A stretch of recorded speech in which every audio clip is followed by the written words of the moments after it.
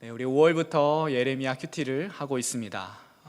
날마다 솟는 샘을 맨 뒤편에 보면 그 달에 1년에 어떻게 우리가 큐티를 하는지 알 수 있는데요. 5월, 6월, 7월 이고요. 8, 9, 10월은 쉬고 8, 9월은 쉬고 10월, 11월 그렇게 우리가 5개월을 예레미야를 큐티해야 됩니다. 예레미야가 총 52장이거든요. 그래서 많이 긴 말씀인데 이에 맞춰서 우리 청년부도 예레미야 설교를 하려고 합니다. 벌써 예레미야 큐티를 어렵다고 포기한 분들 혹시 있으신가요? 팁을 드리자면 쉬운 말 성경, 쉬운 성경, 현대인의 성경 등 좀 번역을 쉽게 좀 더 우리의 말로 쉽게 된 것을 찾아서 한번 읽어보면 더 좋을 것 같고요. 매일매일 큐티가 좀 어렵더라고 하더라도 그 맥락을 놓치지 않기 위해서 말씀을 꼭 그 앞뒤까지 읽으면 좋겠습니다. 그리고 저도 이렇게 청년부 예배를 통해서 계속 돕도록 하겠습니다. 오늘은 예레미야의 서두로 1장을 한번 보겠습니다. 오늘 읽은 1장은 두 부분으로 나뉩니다. 1절에서 3절, 이게 앞부분인데 예레미야를 부르신 그 시대적 상황이고요. 4절부터는 예레미야를 부르는 장면이죠. 오늘 말씀도 이 예레미야의 시대 상황을 서론해서 보겠고, 또 본론에서 이 예레미야의 부르심을 통해 오늘 우리에게, 우리 공동체에게 하시는 하나님의 말씀은 무엇인지 나눠보도록 하겠습니다. 우리 2절 3절 천천히 한번 읽어보겠습니다. 시작. 아몬의 아들 유다 왕 요시야가 다스린 지 13년에 여호와의 말씀이 예레미야에게 임하였고, 요시야의 아들 유다의 왕 여호야김 시대부터 요시야의 아들 유다의 왕 시드기야의 11년 말까지 곧 5월에 예루살렘이 사로잡혀 가기까지 임하니라. 이제 시대의 배경입니다.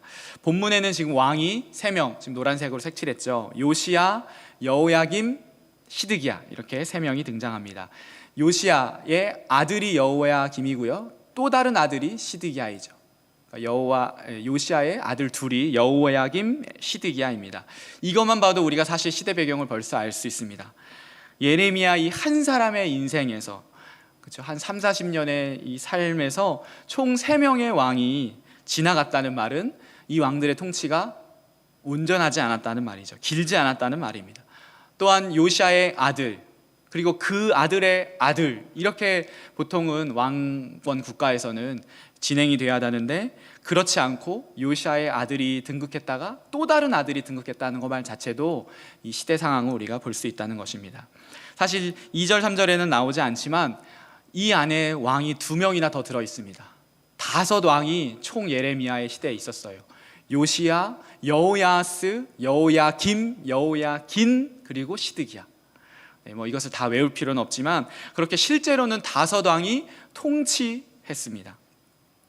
조금 더 설명드리자면 요시야의 아들 여호야스가 먼저 등극을 했는데 3개월 만에 포로로 잡혀갑니다.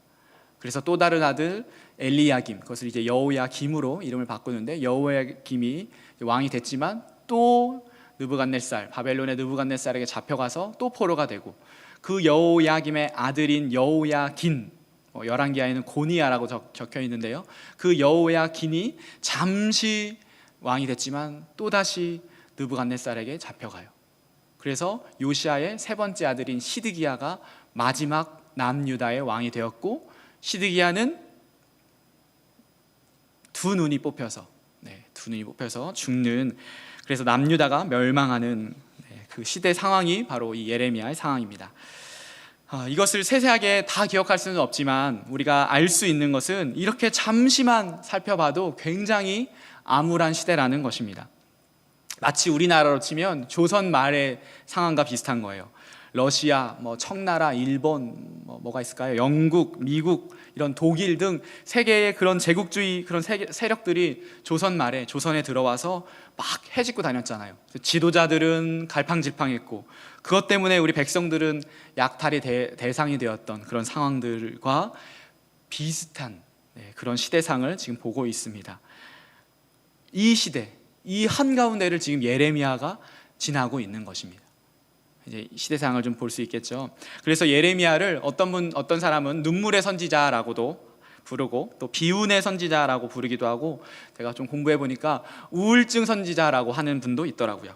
너무나 비참한 이 시대 현실 속에서 하나님의 말씀, 전하기 위해서 부름받은 이 예레미야, 그 사이에서 오는 자기 괴리와 모순 속에서 예레미야가 고백하는 예레미야의 그 괴리감과 모순이 우울증 환자처럼 보인다라고도 말씀하더라고요.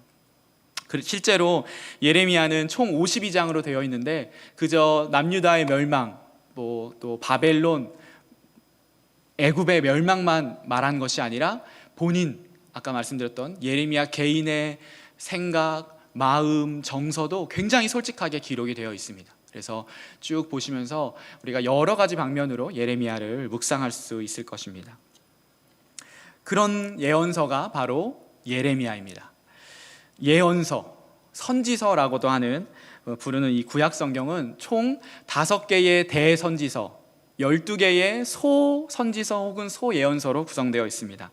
선지서와 예언서는 동의어인데 대선지서, 소선지서라고 우리가 구별하는 것은 그 예언자의 지위의 높낮이가 아니라 양을 말하는 겁니다. 그래서 잘 아시는 이사야, 예레미야, 애가, 에스겔, 다니엘까지가 대예언서, 대선지사라고 부르고요. 그 다음부터 호세아, 요엘, 아모스, 그렇죠?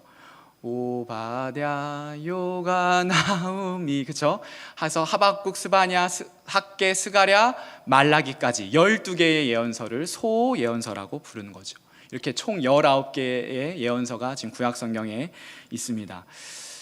네, 익숙하지가 않습니다. 특별히 우리 청년들, 우리 평신도 분들은 정말 익숙하지가 않은 게 바로 이 예언서입니다. 다른 책들보다 읽기가 어려워요. 신약 성경은 말할 것도 없이 구약 성경 안에서도 창세기, 출애굽기, 아니면 사무엘 상하, 열왕기 상하 같은 역사서나 혹은 시편, 잠언 같은 시가서보다도 사실 읽기가 어려운 이 선지서이죠. 이것이 선지서이죠.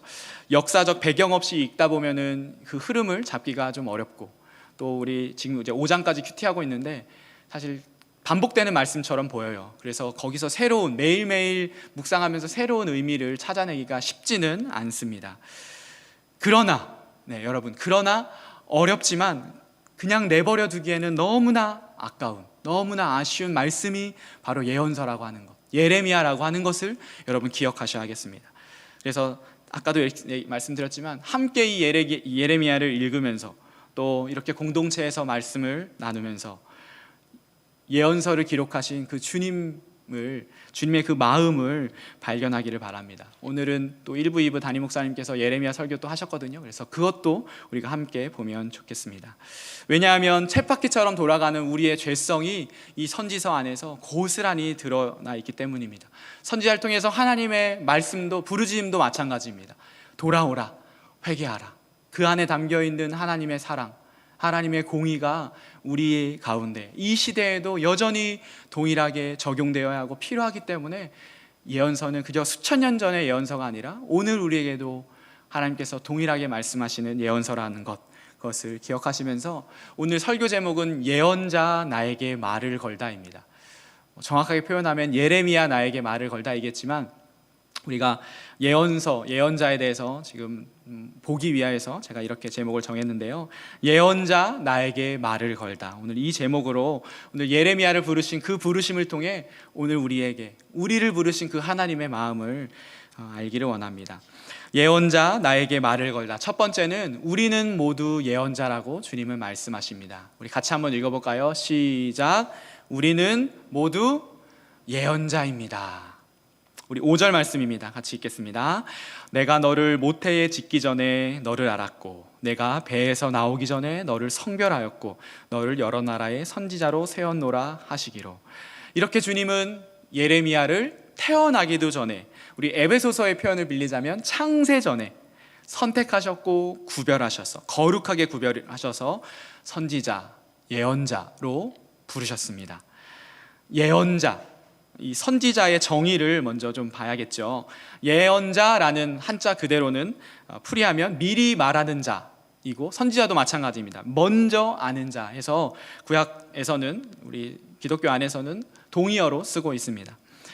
구약 성경의 언어인 히브리어로는 나비라고 하는데요, 나비라는 뜻은 부르짖다, 알리다라는 뜻입니다.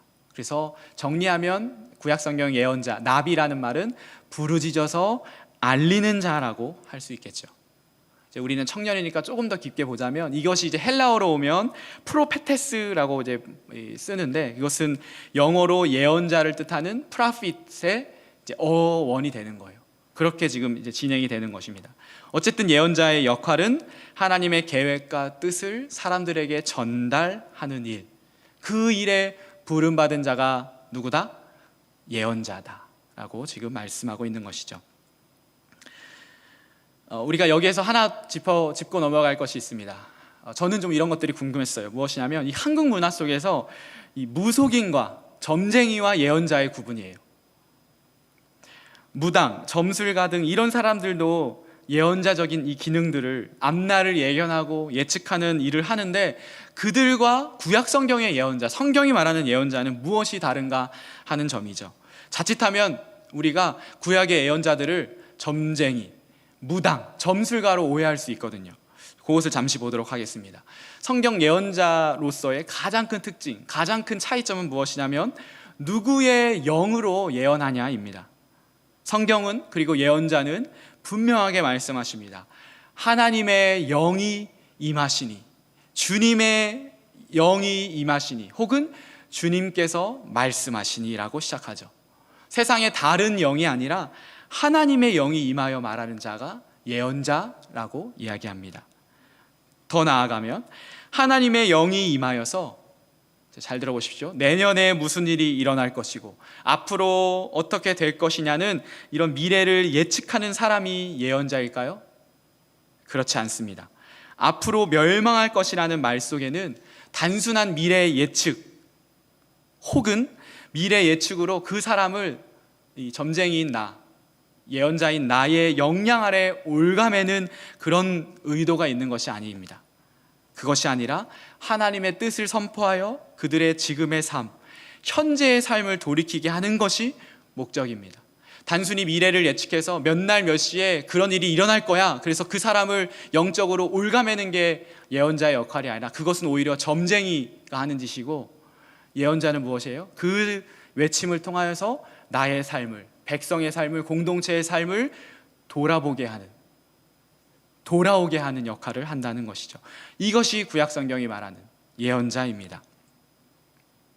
하나님의 영을 받은 사람이고 하나님의 말씀을 전하는 사람인 것이죠. 제가 예전에도 설명드렸던 것 같은데, 이제 하나님의 영은, 성령은 구약 시대에는 특정한 직분을 세울 때에만 임하셨습니다. 왕, 제사장, 그리고 선지자, 예언자, 이렇게 세 직분을 세울 때에만 임하셨죠. 그런데 신약 시대에는, 우리가 사도행전 큐티했지만 더 정확히 말하면 사도행전 2장부터 교회가 세워지고 나서부터는 모든 믿는 자에게, 예수를 그리스도로 고백하는 모든 믿는 자에게 하나님의 영이 임하십니다. 요엘서 2장 28절, 마지막 날에 내가 나의 영을 모든 믿는 자에게, 모든 백성에게 부어주겠다는 그 말씀이 이루어진 것이죠. 그렇기 때문에 예수님을 나의 구원자로 고백하는 모든 자에게는 하나님의 영이 임하였고, 우리 가운데도, 여러분 가운데도 하나님의 영이 있습니다. 구약 성경에는 특정한 시대와 특정한 때와 특정한 기간에만 하나님의 영이 임했는데, 그래서 그 사람을 예언자라고 불렀는데, 신약 시대 이후에는, 다시 말하면 교회 시대 이후에는 우리 모든 믿는 사람에게 하나님의 영이 임했기 때문에 제가 첫 번째 대지를 우리는 모두 예언자입니다라고 말하는 거예요. 이것은 단순히 여러분의 영이 임해서 내년에 무슨 일이 일어나고 내 친구가 무엇이 일어나는 그런 미래 예측을 말하는 것이 아니라, 우리 모두가 하나님의 영을 받아서 하나님의 말씀을 받는 사람으로 하나님의 말씀을 전달하는 이 예언자적인 그 역할을, 기능을 해야 한다는 말씀이죠. 정리하자면 우리가 예언자라고 말하는 것은 저 같은 목사만 예언자도 아니요, 미래를 단순히 예측하는 것도 예언자가 아니요, 주님의 영인 성령님을 받은 우리 모두가 예언자라는 것입니다. 여러분, 그렇기 때문에 하나님의 뜻과 계획을 아는 것이 중요하죠. 왜냐하면 예언자는 하나님의 뜻과 계획을 전달하는 사람이니까요. 하나님의 뜻과 계획은 어디에 있습니까? 구약시대에는 하나님의 영이 임하셔서 예레미야에게 그렇게 정말 말씀을 전달하라고 하셨죠. 그런데 우리는 이미 완성된 완전한 계시를 가지고 있습니다. 하나님이 다 보여주셨어요. 그것이 무엇이죠? 하나님의 말씀, 성경입니다. 성경 안에 이미 주님께서 다 말씀하셨기 때문에 이 하나님의 뜻과 계획이 성경에 있기에 이 성경을 잘 읽고 성경 안에 살아계신 또 말씀하시는 하나님의 뜻과 계획을 우리가 알고 그것을 살아내고 그것을 전달하는 것, 그것이 바로 예언자의 역할이고 예언자인 나의 그런 모습입니다. 그런데 여러분, 이 예언자의 길이 결코 쉽지가 않습니다. 특별히 예레미야서를 보면 이 예언자의 길이 결코 쉽지 않음을, 아니 좁은 길이고 험한 길임을 말하고 있습니다. 두 번째입니다. 예언자 나에게 말을 걸다. 예언자는 좁은 길을 걸어간다고 말씀합니다. 우리 대지 한번 읽어볼까요? 시작. 예언자는 좁은 길을 걸어갑니다. 에이, 좋다 말았네, 뭐야. 그죠? 예언자라고 해서 잔뜩 기대했는데, 여러분 갑자기 이거는 생각났는데, 우리 옛날에 뭐 그 게임할 때 예언자 막 이렇게 하면 좋잖아요. 그죠? 그런 무슨 게임이죠? 그런 보드 게임 할 때도 예언자 하면 좋은데, 성경의 예언자는 결코 좋은 넓은 길을 가는 사람이 아니라는 거죠. 영광의 길, 넓은 길이 아니라고 말하고 있습니다. 사실은 너무나 영광스러운 직분인데도 불구하고 정말 비참한 인생을 살았습니다. 한번 보시기 바랍니다. 예언자 중에서 대표적인 사람이 이사야인데, 이사야는 3년 동안 몸에 한오라기 옷도 입지 않고 벌거벗은 채로 주님의 심판을 선포했습니다. 이사야 20장 2절 3절인데요. 제가 한번 읽어보겠습니다. 같이 한번 여러분도 한번 보세요.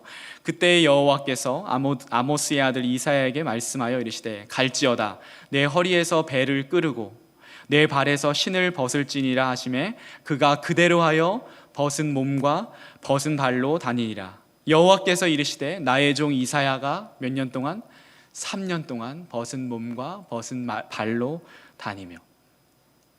이사야는 왕족이었어요. 왕족 제사장이었어요. 제사장 중에서도 하이클래스의 제사장이었습니다. 3년을 나체로 다니면서 하나님의 심판을 선포했습니다. 너희들 돌아오지 않으면 이렇게 포로가 될 것이야. 이게 예언자의 삶이었어요. 잘 아시는 예언자 호세아는 한 번뿐인 결혼을 음란한 여인 창녀와 해야 했습니다.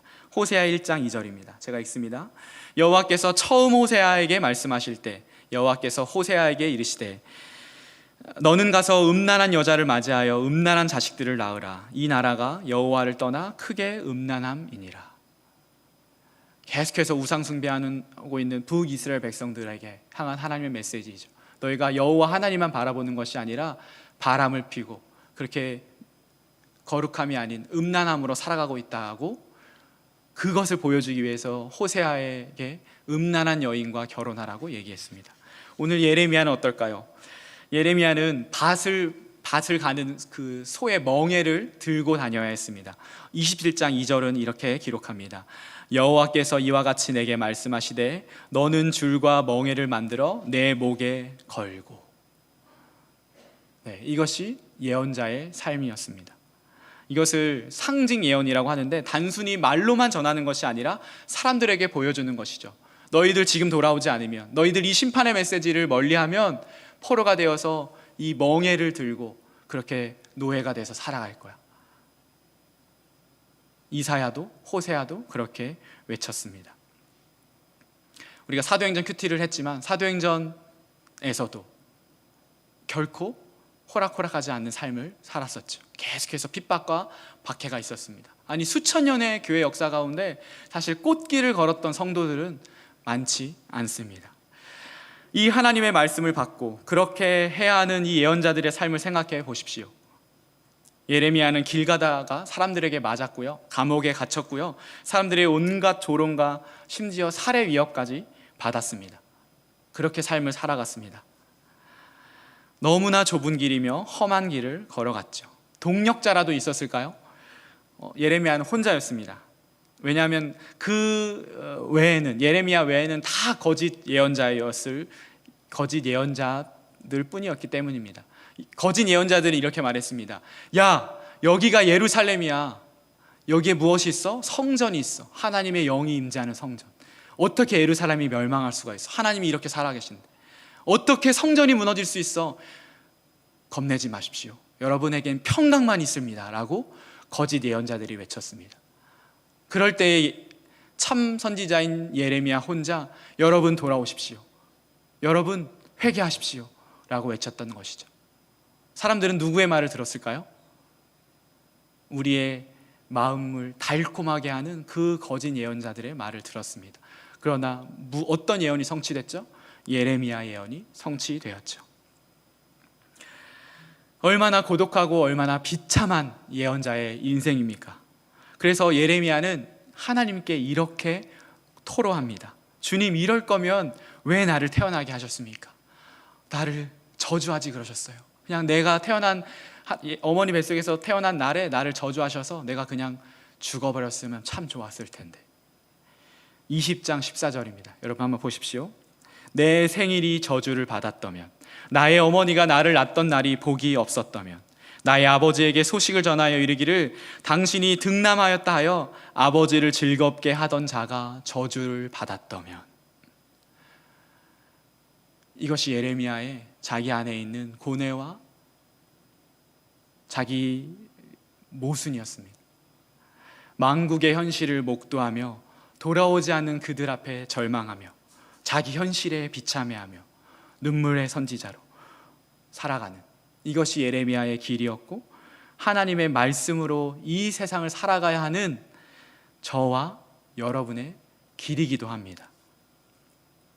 좁은 길이고 험한 길이죠. 이미 그 길을 걸어가는 지체들도 있을 것입니다. 예수님 때문에 직장에서 참고 양보하고, 또 그 부르심, 하나님의 주신 그 소명 때문에 이미 내 성질이었으면 벌써 사표 쓰고 나왔을 그 회사, 그 상사, 그렇죠?를 매일매일 하루를 버티면서 견디면서 살아가는 지체들, 더 쉬운 길과 더 넓은 길을 알지만 그것이 내 눈에 보이지만 그 길을 가지 않고 이 험한 길을 가고자 몸부림치는 여러분들, 결국엔 잘 될 거야, 결국엔 너를 인정해 줄 거야, 결국엔 그들도 회사도 변화될 거야 라는 희망을 말하기에는 사실 예레미야가 보여주는, 아니 수천 년 교회 역사가 보여주는 결론은 그런 장밋빛 희망만을 얘기하지는 않습니다.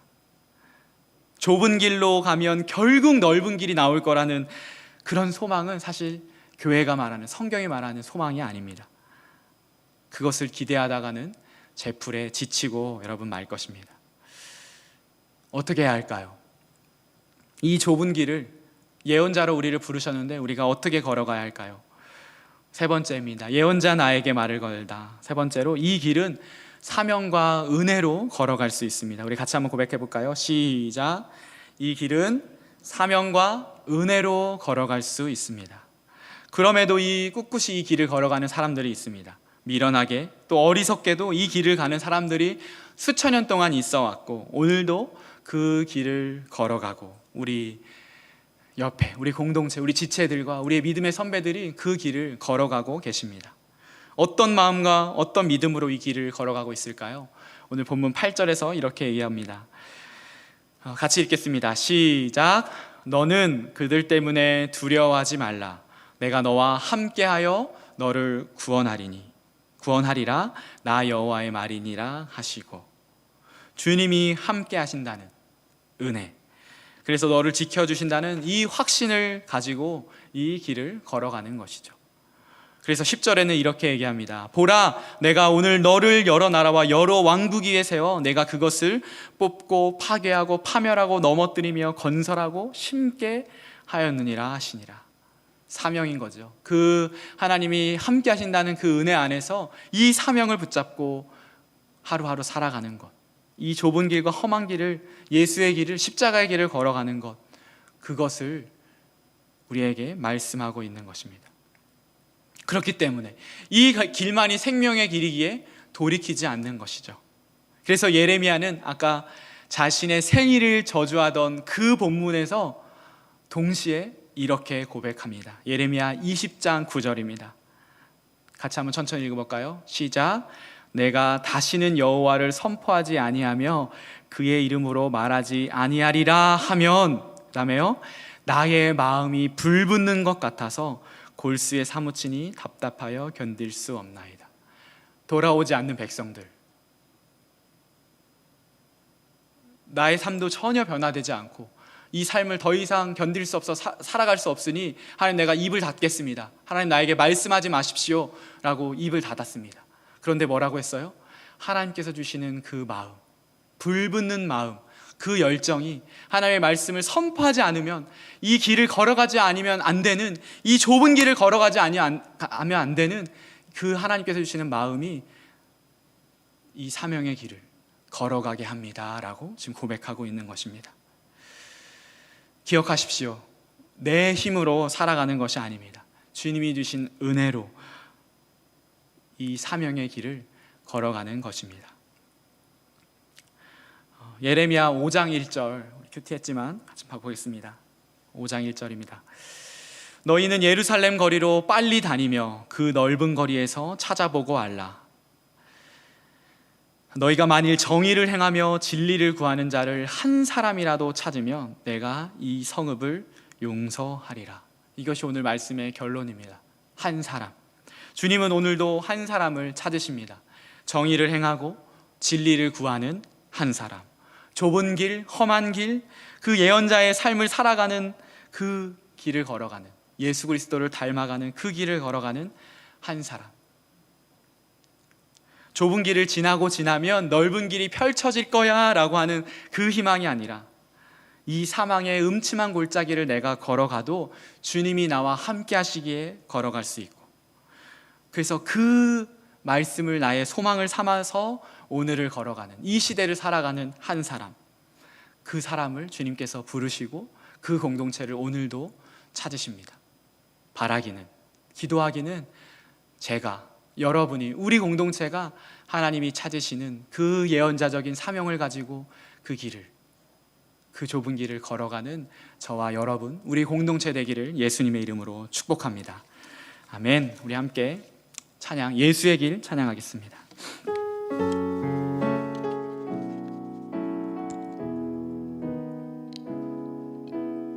오늘 말씀을 기억하면서 또 우리 찬양을 고백하면서 나아가겠습니다.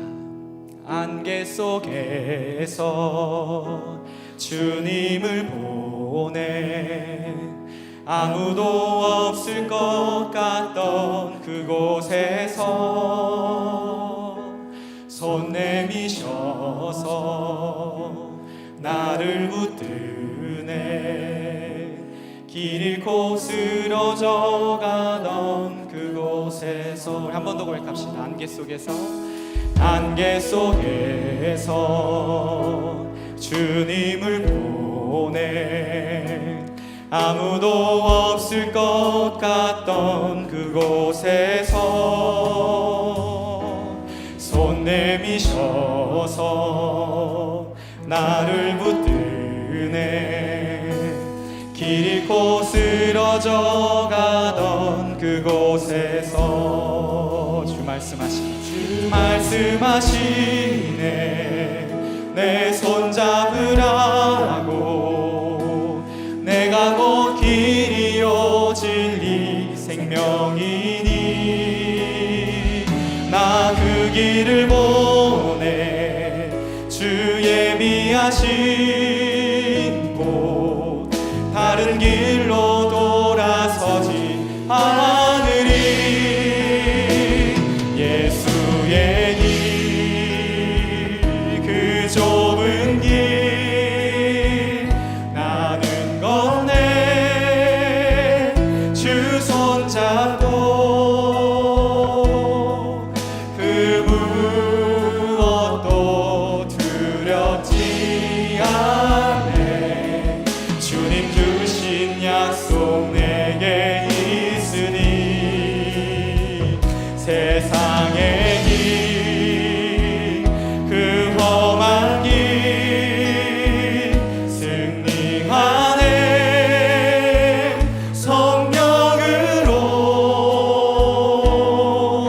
그 무엇도 바라지 않네.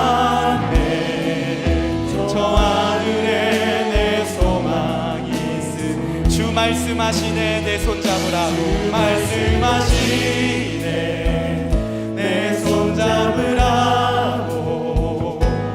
내가 곧 길이요 진리 생명이니 나 그 길을 보내 주 예비하신 다른 길로 돌아서지 않으리 다른 길로 돌아서지 않으리 예수의 길 그 좁은 길 나는 건네 주 손잡고 그 무엇도 두렵지 않네 그 무엇도 두렵지 않네 주님 주신 약속 내게 있으니 세상의 길 그 험한 길 우리는 승리할 것입니다 승리하네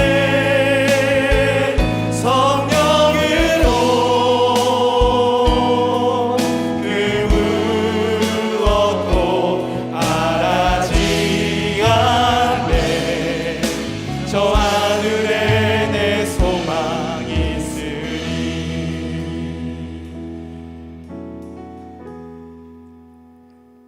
네, 오늘 말씀을 듣고 또 이 찬양을 부르니까 또 다른 또 마음의 울림이 있는 것 같습니다. 여러분 이 길을 우리 함께 갑시다. 여러분의 일상 가운데서는 여러분 혼자이겠지만 이 공동체가 있지 않습니까? 우리 목장이 있고 우리 교회가 있지 않습니까? 하나님께서 그래서 이 교회를 세우셨고 여러분은 우리 공동체로 부르셨습니다. 그래서 우리가 이 길을 걸어갈 수 있습니다. 비록 내 직장과 일터와 우리 학교와 내 삶의 그 터전에서는 혼자인 것처럼 느껴지지만 하나님 그래도 우리 공동체를 부르셨사오니 하나님 내가 이 길을 걸어가겠습니다. 우리 그렇게 결단하면서 성령님 나에게 힘을 주십시오. 나에게 용기를 주십시오. 넓은 길이 아니라 좁지만 진리의 길을 걸어가겠습니다. 우리가 함께 걸어가겠습니다. 함께 고백하며 이 시간 기도하기를 원합니다. 함께 기도하겠습니다. 하나님 그렇습니다. 하나님 이 좁은 길을 이 험한 길을 하나님 너무나 감사한 것은 그래도 우리 공동체가 함께 이 길을 걸어갈 수 있으니 감사합니다. 하나님 예레미야는 정말 그 아무도 없이 혼자서 왕국의 그 현실 가운데서 회개를 선포하고 주의 말씀을 전하는데 하나님 그래도 우리는 하나님 우리 공동체 안에서 함께 예배하고 또 함께 우리의 마음을 나누고 함께 말씀을 나누는 공동체가 있지 않습니까? 하나님 이것을 우리가 감사하고 하나님 그 마음을 가지고 우리의 일상으로 가서 하나님 말씀을 가운데 하나님 나라를 선포하고 그 좁은 길을 걸어갈 수 있도록 주님 인도하여 주십시오. 하나님 성령 하나님 우리 가운데 힘과 능력 주시고 용기 허락하여 주셔서 각자의 직장과 삶의 일터와 학교와 그 모든 삶의 가정 가운데서 하나님 이것을 능력히 걸어갈 수 있도록 인도하여 주시옵소서. 하나님 이 좁은 길을 걸어가면 결국 넓은 길이 나오는 것은 아닐지라도 그러나 주님께서 주신 그 약속 주님이 영원히 우리 함께 하신다. 그리고 하나님 결국에 우리가 승리할 것이고 하나님 나라가 우리 가운데 있고 그 하나님 나라를 소망하게 하셨사오니 하나님 그 소망 가지고 걸어가는 우리 모두 될 수 있도록 인도하여 주시옵소서. 각자의 정말 말 못할 정말 하나님 앞만 하시는 그 많은 어려움과 주님이 하시는 그 고통들이 있을 텐데 하나님 오늘 주님께 나올 때 하나님 그것을 고백하며 하나님 그것을 하나님께 아뢰을 때 주님 그 마음 만져주시고 하나님 그러나 그 좁은 길을 걸어갈 수 있는 힘 주셔서 용기 주셔서 살아갈 수 있는 우리 지체들 될 수 있도록 인도하여 주시옵소서. 하나님 그 은혜로 이 사명으로 우리가 걸어갈 수 있습니다. 이 좁은 길 하나님 험한 길 그러나 이것이 생명의 길이기에 우리가 걸어가게 해주세요. 주님 우리 가운데 임하여 주시옵소서. 우리 가운데 하나님 정말 능력 주셔서 걸어갈 수 있도록 인도하여 주시옵소서.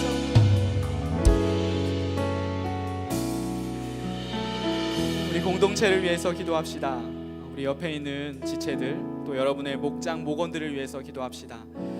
예언서에서 가장 중요한 주제 중 하나는 그루터기 사상입니다.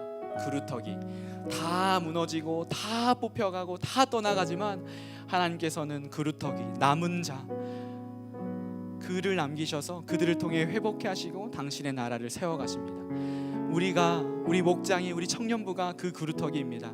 세상에서는 너무나 보잘것없고 너무나 작은 존재처럼 보이겠지만 하나님께서는 이 공동체를 통해 하나님 나라를 이루어 가실 것입니다. 그렇게 살아가도록 그렇게 힘달라고 기도하고, 우리 공동체의 예배와 우리 목장 모임과 하나님 모든 우리의 공동체를 위하여서 함께 마음 모아 기도하기를 원합니다. 같이 기도하겠습니다.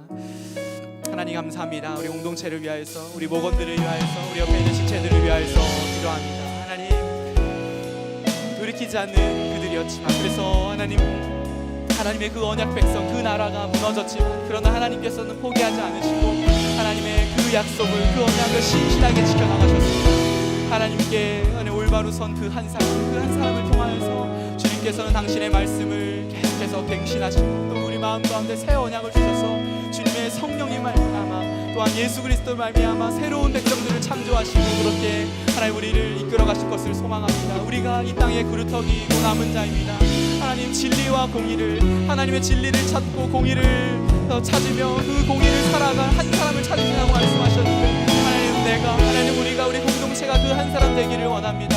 하나님, 그 결단과 그 고백으로 나아가는 모든 심령들 가운데 주님 용기 허락하여 주시고, 하나님 담대함 허락하여 주셔서 하나님 우리 공동체가 그렇게 살아갈 수 있도록 인도하여 주시고, 특별히 생각나는 우리 목원들 축복할 때에, 우리 옆에 있는 지체를 축복할 때에 그가 어떤 상황 가운데서도 이 하나님의 말씀을 붙잡고 예언자로서 살아가는 우리 모두 될 수 있도록 인도하여 주시옵소서. 하나님, 우리를 통하여서 회복하시고 하나님 심으시고, 또 하나님 다시 만드실 것을 소망합니다. 우리를 통한 하나님 나라 이뤄가실 것을 소망합니다. 하나님, 그렇게 각자의 삶 가운데서 하나님의 나라로, 하나님의 백성으로, 예언자로 살아가는 저희들 될 수 있도록 인도하여 주시옵소서.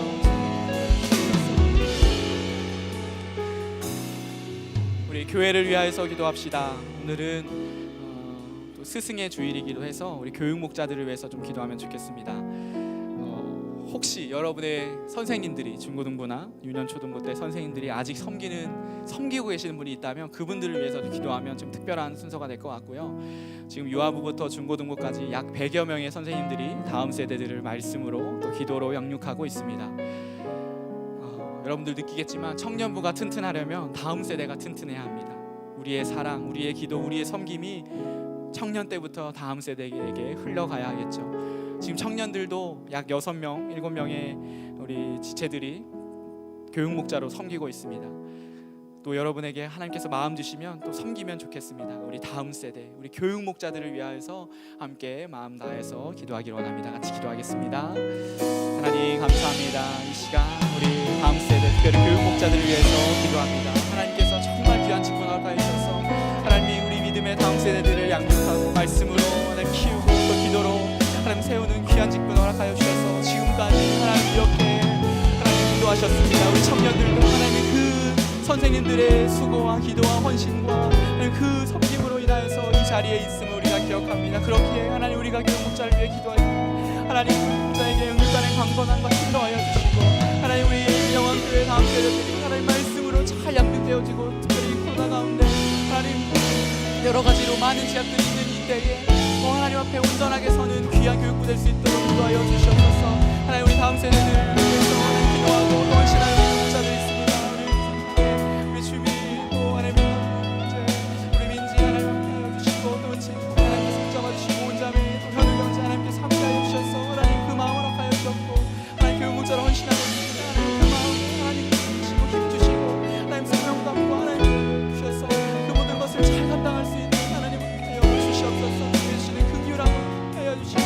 하나님이 다음 세대들이 우리 청년과 우리 교회가 그 마음을 알고 다음 세대에게 마음을 흘려보내고 우리가 섬기고 기도하는 그 청년들 될 수 있도록 인도하여 주시옵소서.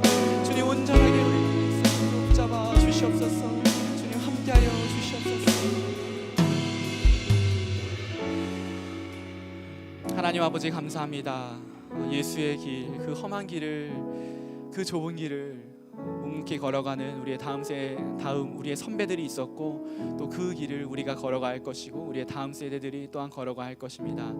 하나님, 이 예언자적인 사명을 가지고 우리가 예레미야 큐티를 통하여서 계속해서 그 삶을 살아가도록 우리 공동체를 이끌어 주시옵소서. 쉽지 않은 길이지만 이 길만이 유일한 생명의 길이고 진리의 길임을 압니다. 하나님, 우리 공동체가 함께 이 길을 걸어가는 귀한 저희들 될 수 있도록 인도하여 주시옵소서.